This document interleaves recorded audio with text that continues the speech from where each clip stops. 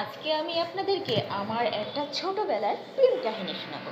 প্রেমটা ছিল যখন আমি ক্লাস 8-এ পড়তাম তখনকার।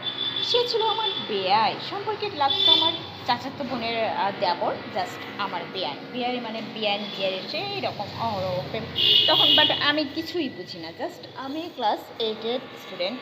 সে এসে আমার বইয়ের ভিতরে চিঠি রেখে যেত। এমন করতে করতে যে কোনো এক পর্যায়ে তার সঙ্গে আমি পড়ে গিয়েছিলাম। পড়ে যেয়ে সে কোনো একটা বিষয়ে আমাদের এলাকাতে জানাজানি হয়ে যায়। তো গ্রামের অবস্থা তো বোঝেন, কারোর সাথে কারো কথা দিয়ে বলতে দেখলেই বলে না অমুকের সাথে তমুকের মেয়ের প্রেম, গুরু গুরু গুরু গুরু এই নিয়ে দুই পরিবারের মধ্যে লেগে গেল দ্বন্দ্ব লেগে গেলে ওর আর আমার সাথে কোনো কথা হয় না, মানে চিঠিও দেয় না। এর মধ্যে শুনি কি হঠাৎ করে আমাদের পাশের বাড়ির আরেকটা মেয়ে ছিল সকিনা, সকিনার জন্য ও বিষ খেয়েছে। মানে আমার সাথে কখন প্রেম করলো আর ও মেয়েদের সাথে কখন প্রেম করলো ঠিক আমি বুঝে উঠতে পারলাম না। এই ছিল আমার ছোটোবেলার প্রেমের গল্প। তো আজকের মতো আমি এখান থেকে বিদায় নিচ্ছি। আমি টকটক সুন্দরী আবার আসবো আমার ছোটোবেলার প্রেমের গল্প শোনাতে। চোখ গাইস, এখন টাটা।